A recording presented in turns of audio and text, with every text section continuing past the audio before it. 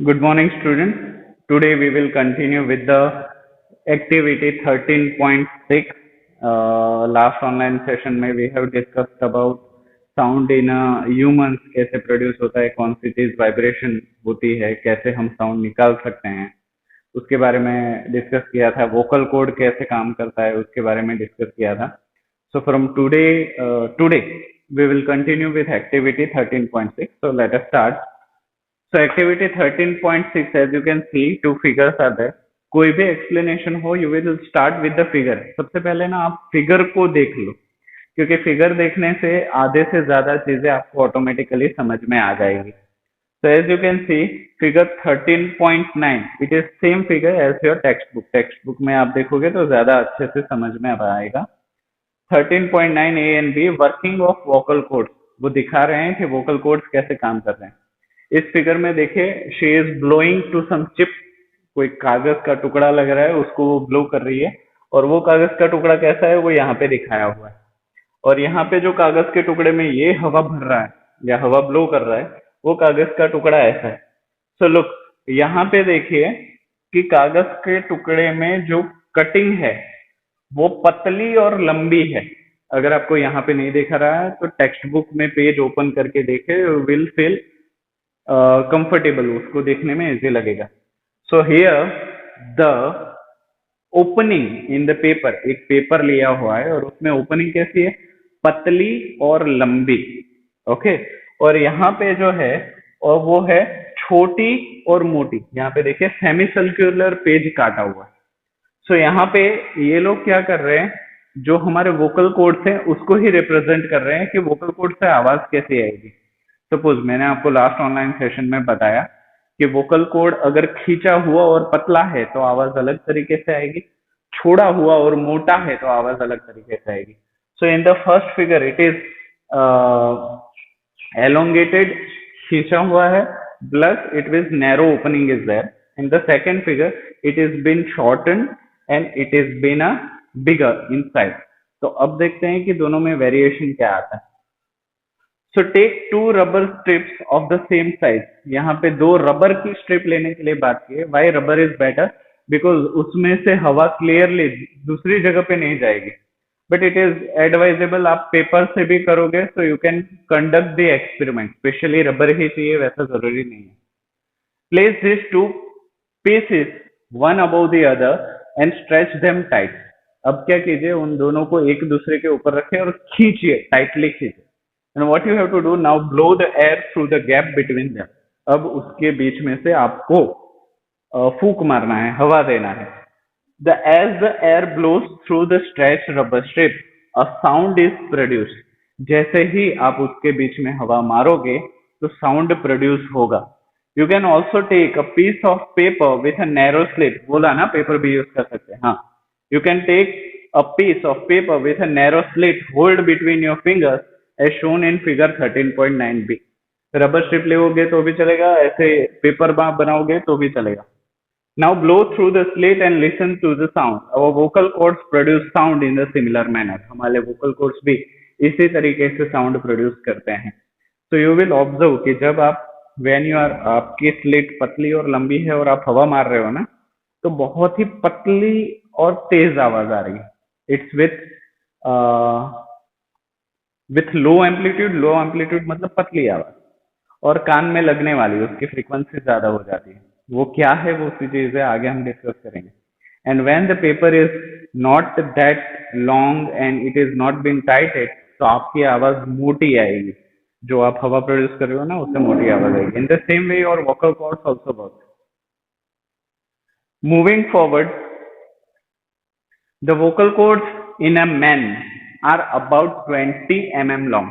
यहाँ पे मैं एक चीज आपको क्लियर कर दूं कि अप टू एडोलेसेंट एज, मतलब जब तक आप 18 साल के नहीं होते, या फिर बोलूं मैं जब तक आप 10 या 12 साल के नहीं होते, वोकल कॉर्ड्स की लंबाई, चौड़ाई और पूरा वर्किंग लड़के और लड़कियों में सेम ही होता है.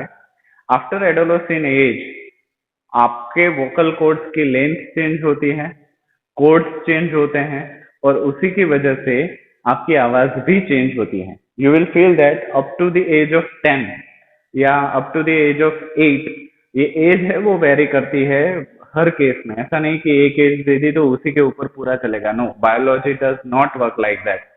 हर किसी के लिए ये एज अलग अलग हो सकती है, but up to certain age, कुछ एज तक लड़के और लड़कियों की आवाज इट इज बीन सेम, दोनों की आवाज सेम ही निकलेगी। So the vocal cords in the man की बात कर रहा हूँ, so that means above 18। So vocal cords in the man are about 20 millimetre long. 20 millimetre मतलब आपकी स्केल में 2 सेंटीमीटर आप लोगे, उतने वोकल कॉर्ड्स मैन में होते हैं। आपकी प्लास्टिक की स्केल ले लो, स्टील की स्केल ले लो, और उसमें 2 सेंटीमीटर देखो, उतना वोकल कॉर्ड्स मैन में होता है। Whereas in the woman are it is 15 mm long. और वुमन में मतलब अबोव 18 लड़कियां, उसमें वोकल कॉर्ड्स की लेंथ होती है 15 मिलीमीटर, दैट मीन्स 1.5 सेंटीमीटर। हमारी मेन की आधा सेंटीमीटर ज्यादा होती है, लड़कियों की आधा सेंटीमीटर कम होती है। It is 20 millimetre for man and 15 millimetre for woman. Children have very short vocal cords. अभी चिल्ड्रन बोला है, that means every child below 12, जो एडोलेसेंट एज में नहीं आया है, वो सभी की almost vocal cord similar size की ही होती है। This is the reason why the voice of man, women and children are different. क्यों? क्योंकि मैन की वोकल कॉर्ड 20 मिलीमीटर की है, वुमेन की 15 मिलीमीटर की है, और बच्चों की it is smaller than that.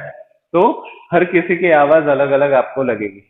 तो यहाँ पे इट इज एडिशनल फिगर, ये आपके टेक्स्ट बुक में नहीं है, but still I have provided कि आप समझ सको कि ये विंड पाइप है।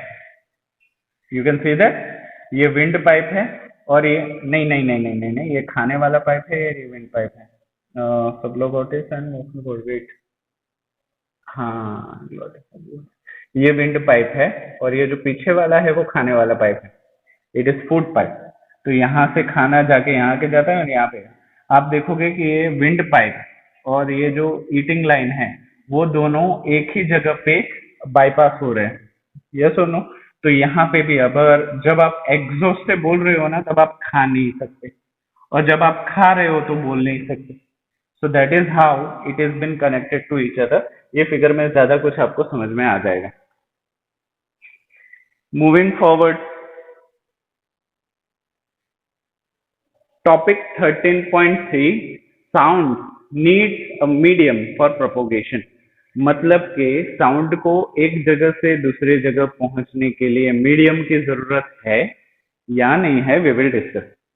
When you call up your friend who is standing at a distance, your friend is able to hear your voice. How does the sound propagate or travel to her? अभी एक condition आपको मैं देता हूँ, ये भी figure आपके text book में नहीं है, but it is easy to understand. Suppose कि one dog is barking and you are at some certain distance, तो आप देखोगे कि आपको डॉग की आवाज जोर से आ रही है। डू द सेम एक्टिविटी, और अब आप क्या करो कि आप थोड़ा सा दूर हो जाओ, so you will feel that कि अभी डॉग की आवाज आ तो रही है, बट एम्पलीट्यूड कम हो गया है, वॉइस कम हो गया।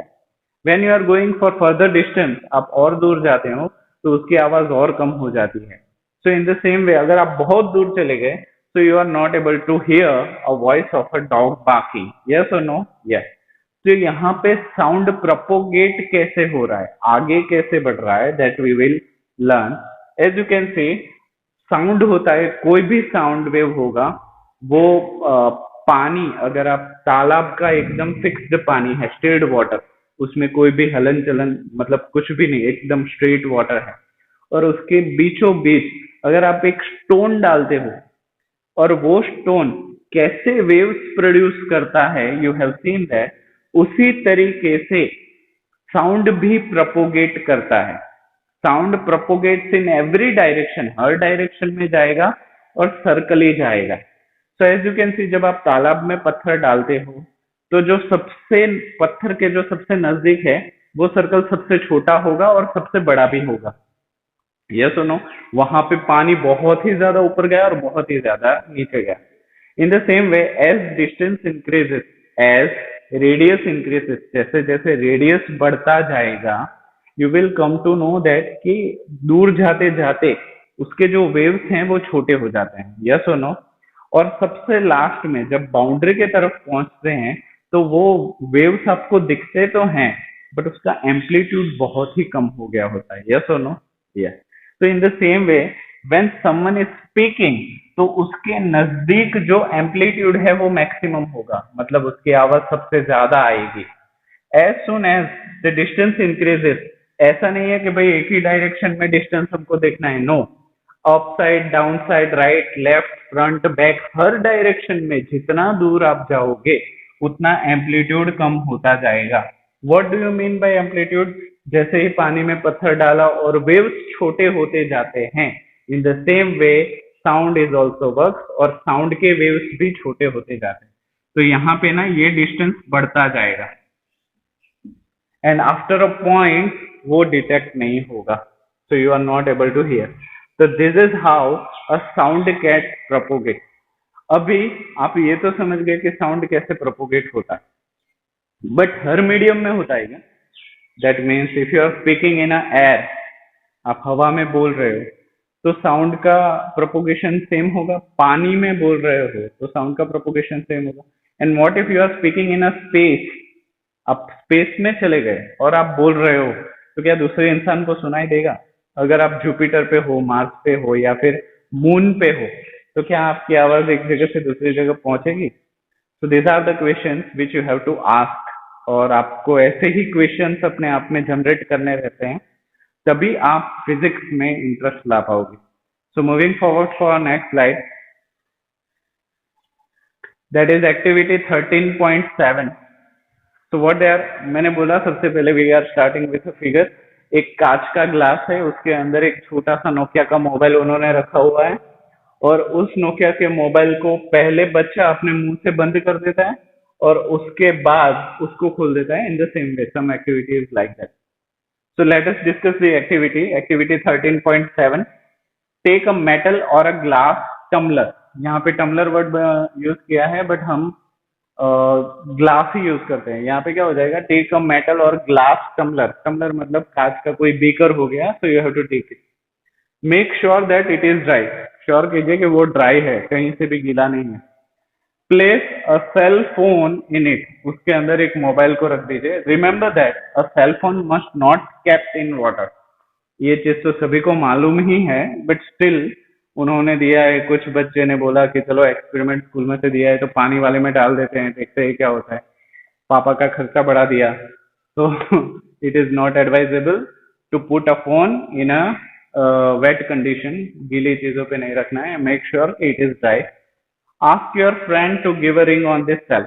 अभी आप क्या कीजिए कि मोबाइल उस ग्लास में रखा हुआ है, ऊपर से बंद नहीं किया है, and make tell your friend to make a ring, एक मिस कॉल देने के लिए बोले। So when a friend gives a miss call, जब वो फ्रेंड मिस कॉल देगा तो ये चीज, अब यहाँ पे खास आपको ध्यान रखना है कि मोबाइल फोन को वाइब्रेट मोड पे मत रखना, क्योंकि वाइब्रेट मोड पे ये एक्सपेरिमेंट फेल हो जाएगा, वो काम नहीं करेगा। So mobile has to be in ringing situation, सिर्फ रिंग बजना चाहिए, वाइब्रेट नहीं होना चाहिए। So when a friend gives a ring on his phone, you will feel that कि आजू बाजू से आवाज नहीं आ रही, सिर्फ ऊपर से आवाज आ रही है। यस और no? Yes. Moving forward, ask your friend to give a ring on this cell phone from another cell phone. Listen to the ring carefully. आपको रिंग ध्यान से सुनना है। Now surround the rim of the tumbler with your hand. अभी क्या करना है, glass के ऊपर अपने हाथ से उसको बंद कर देना है। Tightly you have to close the upper surface of the glass, हाथ से पूरा उसको बंद कर दीजिए। And then tell your friend again to give a ring. तो अभी जब आपका फ्रेंड आपको अगेन रिंग बैक करेगा तो आवाज सेम आएगी? नो ना, आवाज दब जाएगी, बहुत हद तक दब जाएगी। तो यहाँ पे क्या कर रहे हो आप, मीडियम को बंद कर रहे हो। You are closely packed the medium, आप मीडियम को पूरी तरीके से बंद कर दिया। So what happens now? Put your mouth on the opening between your hands. अभी आपको क्या, now put your mouth on your opening between the of your hands. Indicate your friend to give a ring again. Listen to the voice ringing while sucking air from the tumbler. अच्छा, तो आपने हाथ रख दिया तो आप देखोगे कि साउंड तो पूरा ही कम हो गया। अभी आप क्या कीजिए कि उस ग्लास में जिसमें मोबाइल रखा हुआ है, उस ग्लास को इंक्लूडिंग मोबाइल अपना मुंह नीचे करके उस ग्लास को क्लोजली अपने फेस पे अटैच कर लीजिए टाइटली। ये पूरा मुंह बंद हो जाना चाहिए उस ग्लास के बीच में। Now what you have to do, you have to create a vacuum. आपको वैक्यूम बनाना है ग्लास के अंदर। कैसे बनाओगे? ग्लास के अंदर जितनी भी हवा है उसको आप अपने मुंह से आपको खींच लेना है। जैसे आप तक करते हो ना, इन द सेम वे सारी हवा आपको खींच लेनी है। थोड़ा कॉम्प्लिकेटेड है बट करना पड़ेगा, so you can understand the experiment. तो पूरी आप हवा खींच लेनी है and tell your friend to ring back कि भाई फिर से रिंग बजा। So when you have sucked all the air from the glass, तो ग्लास के अंदर अभी तो कोई हवा बची हुई नहीं है। ग्लास के अंदर आपने क्या क्रिएट किया है? You have created a vacuum. That means no air is there in the glass. तो अभी आप बहुत ही इंटरेस्टिंग चीज देखोगे कि when your friend gives a ring, तो वो रिंग सुनाई ही नहीं देगी। आपने पूरा वॉल्यूम पे रखा है बट जितना तेज आपने हवा खींच रखी है उसके हिसाब से आवाज आएगी ही नहीं। You will feel that your mobile is in silent phone. आप जैसे ही मुंह से बाहर निकाला ना, रिंग बजने लगेगी। सो that is how sound can only travel with the medium. उसको कोई ना कोई मीडियम चाहिए, या तो सॉलिड मीडियम चाहिए, या तो लिक्विड मीडियम चाहिए, या तो एयर चाहिए। स्पेस में आवाज नहीं जाएगी। दैट मीन्स अगर स्पेस में बम भी फटा, स्पेस में, बाहर स्पेस में, मान लीजिए किसी दिन सूरज फट गया, हमारा जो सोलर सिस्टम का सन है which is placed at the centre, वो किसी दिन फट गया तो कितना भी बड़ा धमाका हो आवाज नहीं होगी।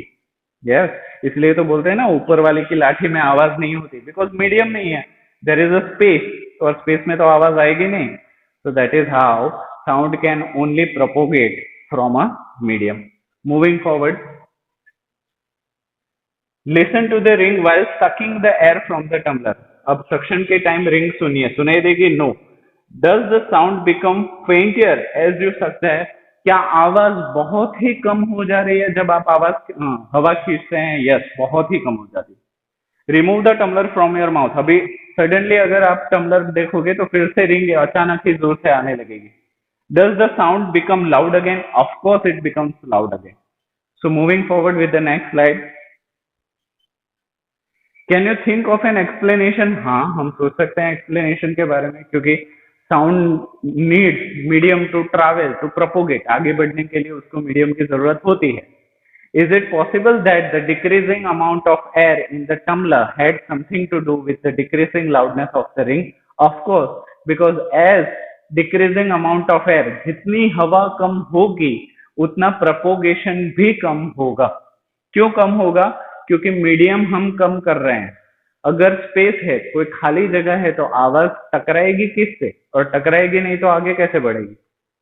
Indeed, if you had been able to suck all the air in the tumbler, you will not listen any sound. और किसी तरीके से आपने टम्बलर में से पूरी हवा खींच ली तो 1% आवाज भी आपको सुनाई नहीं देगी। Actually, sounds needs a medium to travel. When air has been removed completely from a vessel, it is said that there is a vacuum in the vessel. मतलब vessel में कोई भी हवा नहीं है। The sound cannot travel through a vacuum. Sound vacuum में travel नहीं कर सकता, इसीलिए एस्ट्रोनॉट को माइक और स्पीकर अटैच करना पड़ता है अपने स्पेस सूट में। अगर स्पेस सूट में माइक और वो नहीं लगाया तो वो लोग बात ही नहीं कर पाएंगे। Does sound travel in liquid? Let us find out. क्या आवाज पानी में ट्रैवल कर सकती है? इस चीज को हम नेक्स्ट ऑनलाइन सेशन में डिस्कस करेंगे। और नेक्स्ट स्लाइड होगी हमारी activity 13.8। So activity 13.8 we will discuss in next online session. Till then thank you so much. और कुछ भी डाउट आए तो तुरंत ही कमेंट कीजिए, so I can resolve it as soon as I see it. Till then thank you so much and revise well.